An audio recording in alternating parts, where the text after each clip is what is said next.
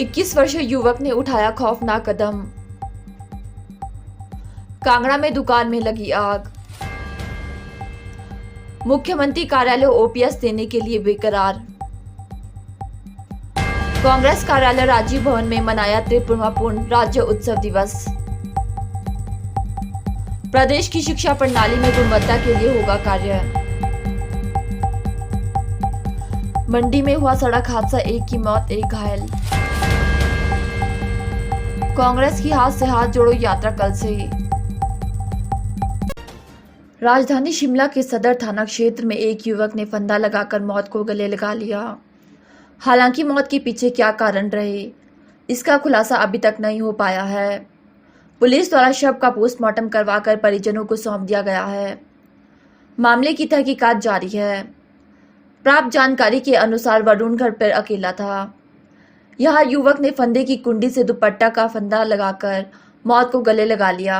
जब किसी ने युवक को फंदे पर झूला हुआ देखा तो परिजनों को सूचित किया, जो कि यूपी के बुंदेलशहर गए हुए थे। सूचना मिलने के बाद परिजन मौके पर पहुंचे तो उन्होंने अपने बेटे को फंदे पर झूला हुआ देखा, जिसके बाद पुलिस को भी सूचित किया गया। सूचना मिलने के बाद पुलिस की टीम भी घटनास्थल पर पहुंची और परिजनों के बयान दर्ज किए गए। हिमाचल प्रदेश के जिला कांगड़ा के मेन दूंगा बाजार में एक दुकान में आग लगने से लाखों रुपए का नुकसान हुआ है।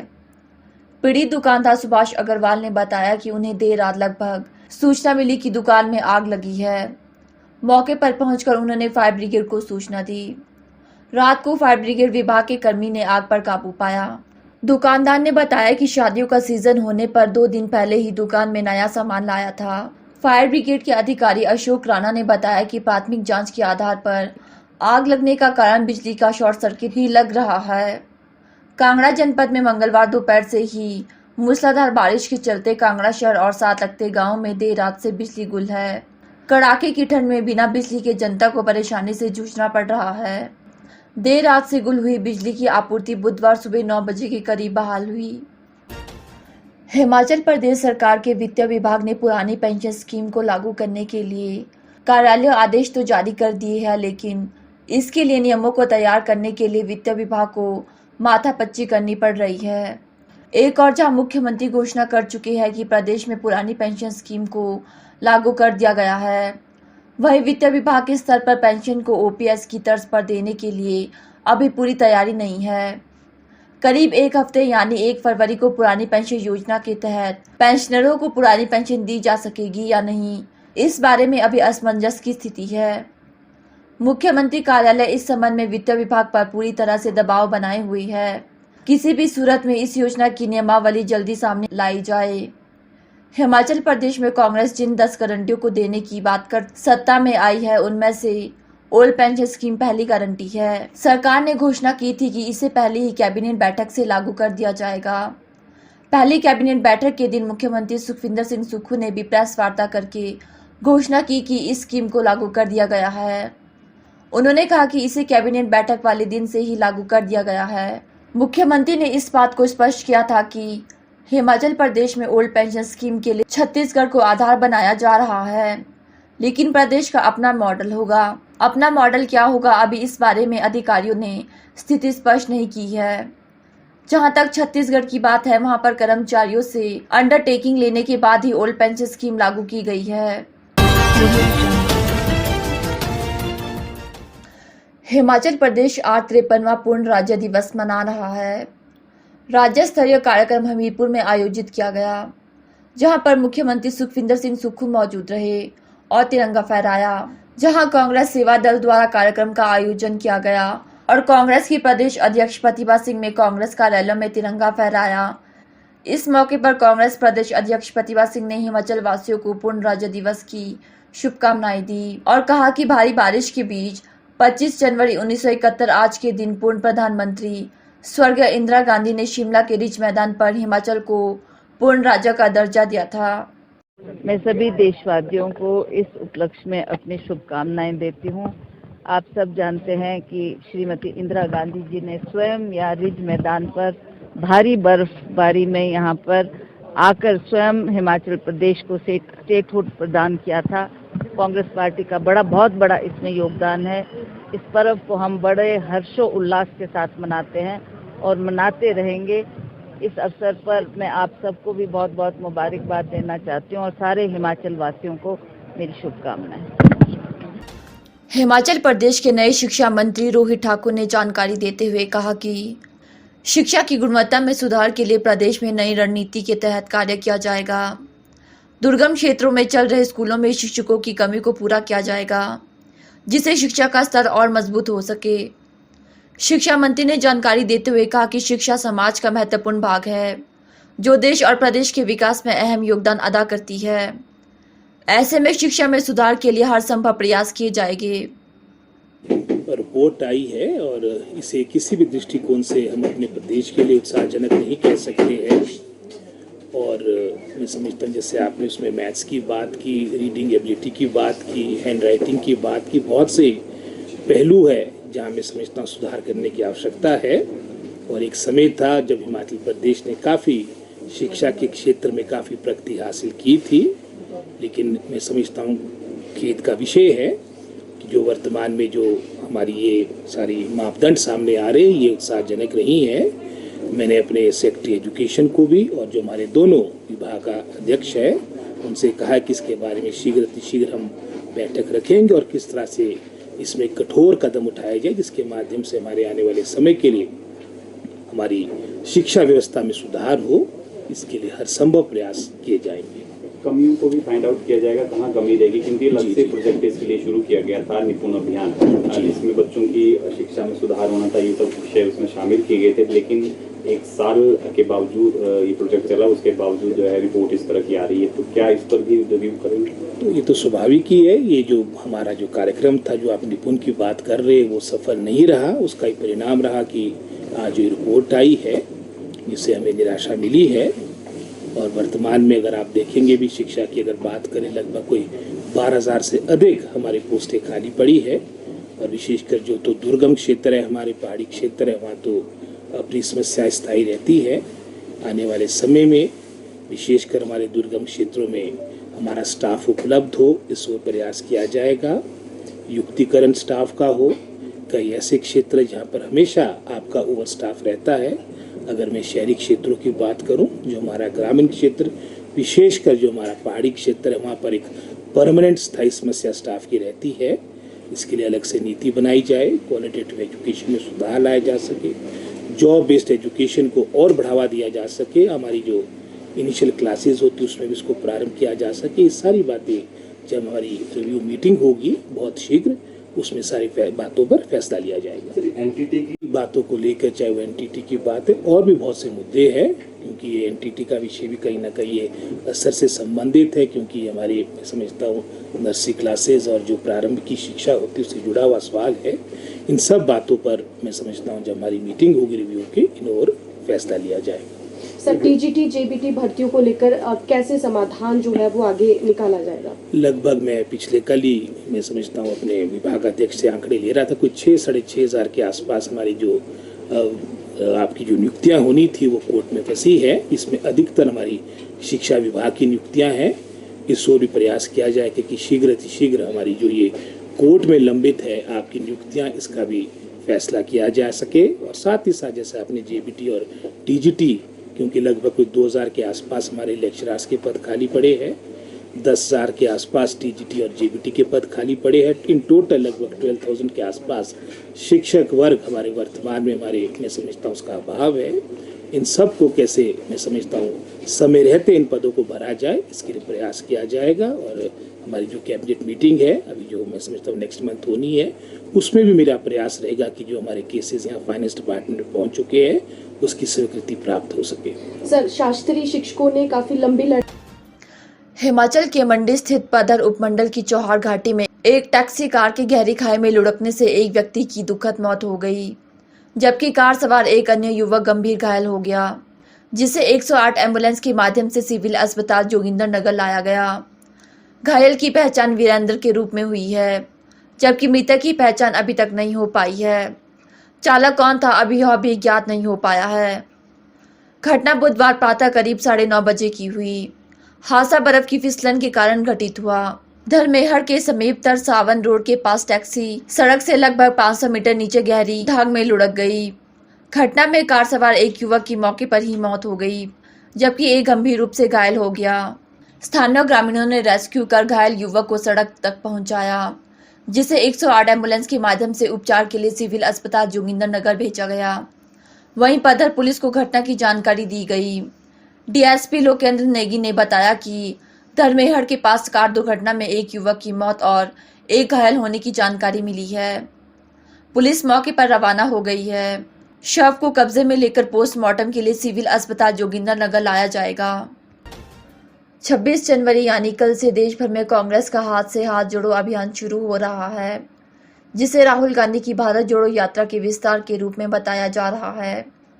हिमाचल कांग्रेस में इस नए अभियान को लेकर काफी जोश है। कांग्रेस के राष्ट्रीय प्रवक्ता अखिलेश प्रताप सिंह ने शिमला पहुंचकर इस अभियान को बीजेपी की केंद्र सरकार की गलत नीतियों के खिलाफ जनता को जागरूक करने का अभियान बताया है। इसके दाम बढ़ा दिए और ऐसा महसूस करते हैं जैसे वो जीडीपी बढ़ा दिए हों। 430 रुपए का एक सिलेंडर गैस हुआ करता था। आप याद करिए, जब पिछले बार हिमाचल के चुनाव हुए थे, पिछले बार इतने रेट थे और आज लगभग 1100 रुपए हैं। 10 रुपए, 15 रुपए, 20 रुपए जब कभी गैस के दाम बढ़ते थे तो कितना बीजेपी शोर मचाती थी। और तब गैस, क्रूड ऑयल के दाम $100 से नीचे आते भी नहीं थे ही नहीं। 118-20 डॉलर थे।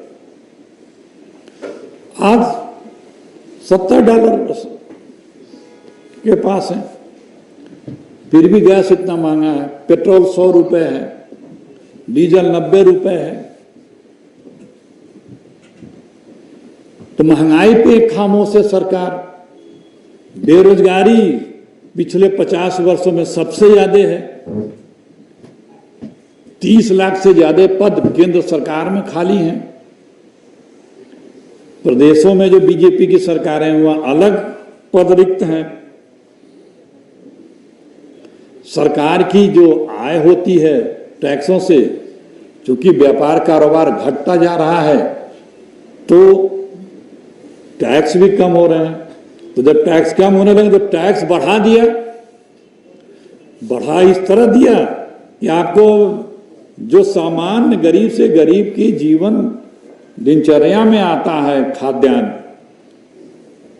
दूध, दही, मक्खन, पनीर, भाई गरीब से गरीब आदमी में तो दूध का प्रयोग करता है, घर में दही का प्रयोग करता ही है, उसमें जीएसटी लगा दिया। कपड़ों पे जीएसटी लगा दिया। रेडीमेड बड़े महंगे कपड़ों के अलावा सामान्य कपड़ों पे नहीं होता था। एक सोच होती थी कि ये नेसेसिटी है सबको, इसमें सस्ते से सस्ते दाम में सबको उपलब्ध हो, इसलिए इस पे टैक्स नहीं लगा रहा था।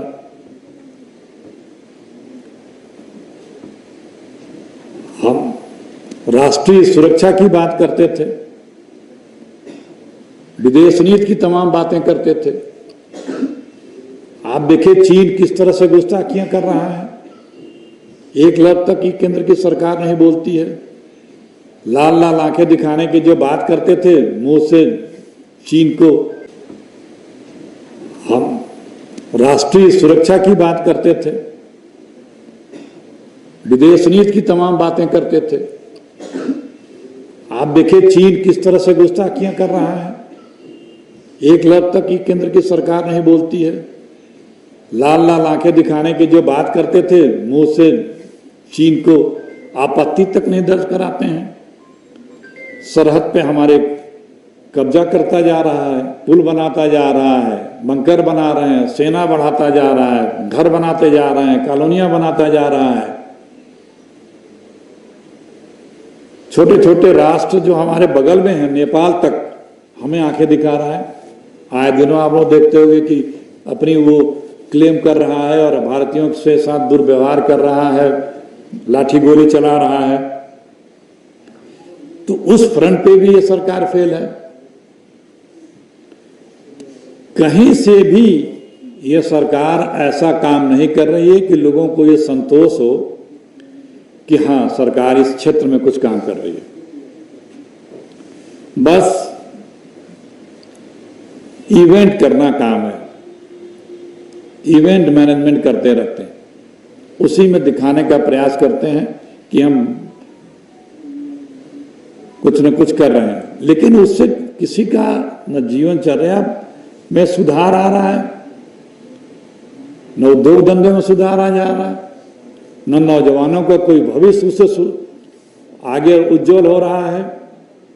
सिर्फ सत्ता में बने रहने के लिए, जैसे ईस्ट इंडिया कंपनी पार्ट 1 थी, वो बांटो और राज करो और देश की धन संपदा को दोहन करके अपने लिए उपयोग में लाओ, उसी तरह से आज बीजेपी की केंद्र में बैठी सरकार है। सिर्फ बांट करके लोगों में नफरत पैदा करके राजनीति करती है, और इसी से बचना है। और इसी से बचने के लिए देश को जागरूक करने के लिए राहुल जी ने भारत जोड़ो यात्रा शुरू की थी, और हिमाचल ने दिखा दिया है कि हम इस देश को किस तरह से आगे बढ़ाना चाहते हैं। और ये चीजें अब हमें उम्मीद है कि धीरे धीरे पूरे हिंदुस्तान में लोग जहां भी अब आगे चुनाव होंगे, वहां पे बीजेपी को कोई अब वोट देने को तैयार नहीं है। बहुत लंबा विषय है। हिंदुस्तान के 6 लाख गांवों में 2,50,000 ग्राम सभाओं में और 10 लाख पोलिंग बूथों पे हम कांग्रेस के लोग जाएंगे और सबसे वहां मिलकर के राहुल जी की यात्रा का जो मकसद है, भारत जोड़ो यात्रा का, उससे लोगों को अवगत कराएंगे।